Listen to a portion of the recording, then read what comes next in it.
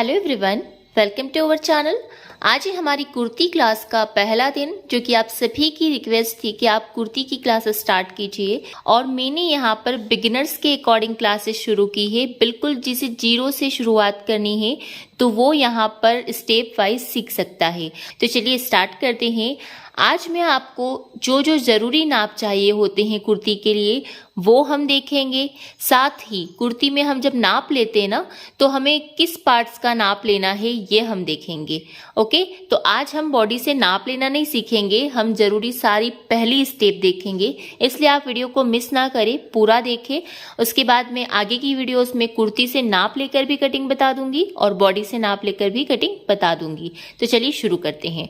तो यहाँ पर मैंने एक डायग्राम बनाया हुआ है, जैसा कि आप देख पा रहे हैं। कुर्ती हमारी कुछ इस तरह की होती है, ठीक है। अब यहाँ पर जब भी हम नाप लेते हैं तो हमें ये पता होना चाहिए कि हमें कौन कौन से नाप लेने हैं। एक साथ हम सारा नाप ले लेते हैं, तो सबसे पहले तो जान लेते हैं कि कौन कौन से नाप हमें लेना होंगे, ठीक है। तो देखिए यहाँ पर मैंने कुछ नाप लिखे हुए हैं, रिक्वायरिंग मेजरमेंट यानी कि जरूरी नाप। सबसे पहला है शोल्डर यानी कि कंधी का नाप। कुर्ती की लेंथ, कुर्ती की लंबाई जितनी भी तैयार आपको चाहिए वो आपको नाप लेना है। घुटने तक चाहिए, घुटने से नीचे चाहिए, जितनी भी चाहिए, ठीक है। उसके बाद है सीना, चेस्ट, चेस्ट राउंड यानी कि गोलाई में आपको नापना है चेस्ट को। 4th नंबर का पॉइंट है वेस्ट राउंड यानी कि कमर की गोलाई आपको नापना है।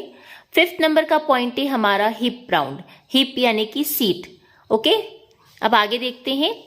आगे है back and front neck length यानी कि आगे की गले की और पीछे की गले की आपको लंबाई नापना है। मैं चौड़ाई की बात नहीं कर रही हूँ, लंबा आपको गला कितना चाहिए ये नापना है। चौड़ाई के लिए तो कुछ फॉर्मूले होते हैं, तो मैं वो आपको कटिंग के वक्त बता दूंगी। Waist length and hip length, देखिए वेस्ट मतलब कमर, हिप मतलब सीट। तो जो शोल्डर होता है ना, वहां से हमें नापना होता है कि हमें कमर का निशान कितने पर लगाना है, हिप का निशान कितने पर लगाना है। उसके बाद है स्लीव लेंथ यानी कि आपको आस्तीन बाजू की लंबाई कितनी चाहिए, उसके अकॉर्डिंग हम लेंगे।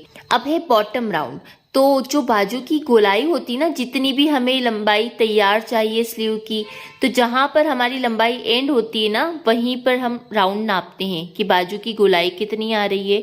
इसे ही हम बॉटम राउंड कहते हैं। अब हम डायग्राम को समझते हैं। तो सबसे पहला है आपका शोल्डर यानी कि कंधी। तो शोल्डर जो होता है हमारा, अगर हम बॉडी से नाप रहे हैं तो आपको यहाँ पर दोनों ही साइड एक एक हड्डी होती है, ठीक है। अब मैं हड्डी इसलिए बता रही हूँ क्योंकि आपको एक हड्डी से दूसरे हड्डी तक का नाप लेना होता है। हड्डी आप जब नाप लेंगे तो अपने आप वहां पर उठा हुआ होता है, तो आप उसे फील कर पाएंगे। क्योंकि क्या होगा कि अगर आप इस हड्डी को नहीं देखेंगे तो शोल्डर तो बहुत बड़ा होता है, क्योंकि स्लीव्स थोड़ी सी ऊपर की तरफ आती है, उस हड्डी के बिल्कुल लेवल में आती है। तो आपको थोड़ा सा फील करके देखना है, कोई बड़ी बात नहीं है, सिंपली आपको देख लेना है। तो आपको जहां पर हड्डी है ना, इस हड्डी से इस हड्डी तक का एग्जैक्ट जो नाप होता है वही शोल्डर का नाप होता है। आपको थोड़ा सा कठिन लगेगा, पर मैं आपको एक प्रोफेशनल तरीका ही बताऊंगी। आपको अगर मैं कह दूंगी शोल्डर, तो आप पूरा नाप लेंगे तो वो शोल्डर बहुत ज्यादा हो जाएगा आपका। इसलिए शोल्डर हम इस हड्डी से इस हड्डी तक का नापते हैं। आप जब नाप लेंगे ना, तो इंच टेप आप रखेंगे ना, तो यहाँ पर हड्डी तक इंच टेप टिकेगी, फिर फिसलेगी, तो आपको खुद ही पता चल जाएगा कि यहाँ पर हड्डी है, ठीक है। तो ये हो गया हमारा शोल्डर का नाप। उसके बाद में आपको कुर्ती की लंबाई मेजर करना है। तो यहाँ से यहाँ तक जितनी भी आपको तैयार चाहिए, ये होती है आपकी कुर्ती की लंबाई, ठीक है। अब कुर्ती की लंबाई आपको कैसे नापना है, तो आपको किसी भी एक शोल्डर पर इंच टेप रखना है, और यहाँ से यहाँ तक हम जो लंबाई लेंगे उसे हम कहते हैं कुर्ती की लंबाई, ठीक है। घुटने तक भी ले सकते हैं, घुटने से नीचे भी, घुटने से ऊपर भी, जैसी भी आपको चाहिए। उसके बाद आता है चेस्ट यानी कि सीना।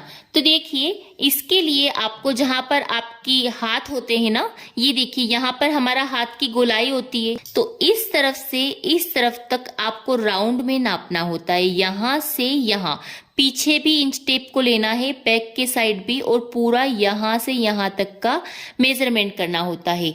तो इसे हम कहते हैं चेस्ट यानी कि सीने का नाप। और ये नाप यहाँ पर हाथ की गोलाई के यहाँ पर, बिल्कुल नीचे भी नहीं तो वो अपर चेस्ट हो जाएगा। और अपर चेस्ट में अभी से आपको समझाकर कंफ्यूज नहीं करना चाहती हूँ, तो आपको बिल्कुल यहाँ से थोड़ा सा इस तरीके से ले लेना है, बिल्कुल इस जगह भी नहीं लेना है, हाथ के यहाँ भी जहां पर आपका उठा हुआ हिस्सा है, उभरा हुआ हिस्सा है ना, सबसे हाई पॉइंट है चेस्ट के यहाँ, वहीं पर आपको नाप ले लेना है। ठीक है, तो ये हो गया हमारा चेस्ट राउंड। अब उसके बाद में आपको कमर की गोलाई यानी कि वेस्ट राउंड का मेजरमेंट लेना है।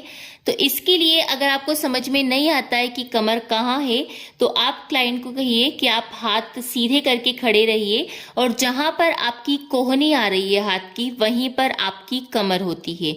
ठीक है, और अगर आप समझ सकते हैं तो यहाँ पर जो बिल्कुल कमर पतली रहती है, तो इस जगह आपको कमर का नाप लेना होता है। तो यहाँ से यहाँ तक हमारी रहेगी कमर, वेस्ट राउंड। बैक में भी आपको नाप लेना है जैसे मैंने चेस्ट में बताया आपको।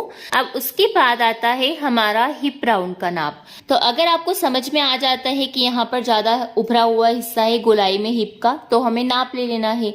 और अगर आपको समझ में नहीं आता है तो आपने हाथ क्लाइंट को सीधा रखवाया और जहां पर आपकी कलाई टच हो रही है, तो वहीं पर आपको हिप का राउंड नाप ले लेना है।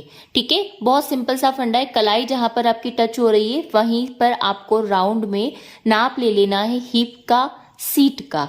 ठीक है, उसके बाद आती है हमारी शोल्डर से कमर तक की लंबाई, फिर शोल्डर से हिप तक की लंबाई। ये किस लिए लेना है? क्योंकि जब तक हम लंबाई नहीं लेंगे तो हम हमारे कपड़े में शेप कैसे लगाएंगे, और अगर हम हिप की लंबाई नहीं लेंगे तो कट का निशान कैसे लगाएंगे। ठीक है, तो इसके लिए भी आपको यहाँ शोल्डर की जगह इंच टेप रखना है। जैसे ये जो हमारा लंबाई का निशान है ना, हम इसे ही मान लेते हैं पूरा। ठीक है, तो शोल्डर की जगह आपने इंच टेप रखी। अब यहाँ से कमर तक का ये देखिए, ये निशान हमारा आ रहा है। ये शोल्डर से यहाँ तक की कमर तक की आपको लंबाई देखना है कितनी आ रही है। ये 13 भी आती है, 14 भी आती है, 14.5 भी आती है, लंबाई के ऊपर डिपेंड करती है। ठीक है, तो ये आपको नाप ले लेना है। उसके बाद इंच टेप को ऐसे के ऐसे ही रहने दीजिए और फिर हिप तक लेके जाइए।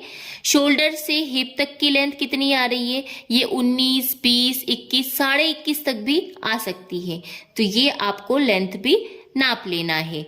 ठीक है, अब उसके बाद आती है फ्लेयर की बारी, घेरे की बारी। तो ये जो होता है ये हिप के अकॉर्डिंग होता है। जितना भी हिप आता है हम उससे थोड़ा ज्यादा रखते हैं। तो ये कपड़े की कटिंग की टाइम में आपको बता दूंगी।